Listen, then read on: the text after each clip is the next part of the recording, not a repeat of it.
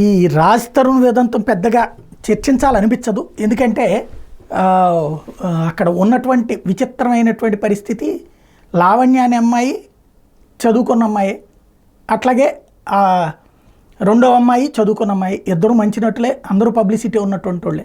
సమస్యల్లా సినిమాల్లో లాగా సాగదీయడానికి పనికొస్తుంది తప్పించి పరిష్కారం లేదు. సహజీవనం పెళ్లి కాదు, సంప్రదాయబద్ధమైనటువంటి 7 క్రతువులు చేయకుండా పెళ్లిని పెళ్లిగా నిర్ధారించరు, అది అంగీకరించదు ఏ న్యాయస్థానం. లేదా రిజిస్టర్ మ్యారేజ్ అయినా అంగీకరిస్తారు. అవి రెండూ జరగకుండా మేము కలిసి ఉన్నాం కాబట్టి మేము రహస్యంగా పెళ్లి చేసుకున్నాం అంటే అది వర్కౌట్ కాదు. దాన్ని సహజీవనంగానే చూస్తారు.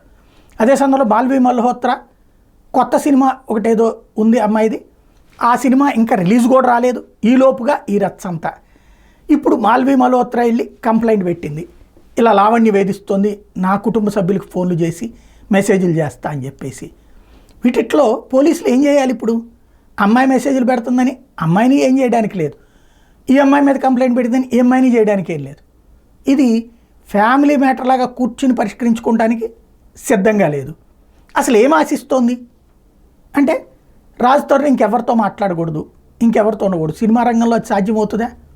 లేదు, పోనీ వాళ్ళతో ఏది అలియానాతో ఉన్నది, లేకపోతే ఇంకోటితో ఉన్నది, ఇంకోటితో ఉన్నారు అన్నటువంటి అట్లాంటి అతను తప్పుడోడు, దెన్ వదిలేయాలి కదా.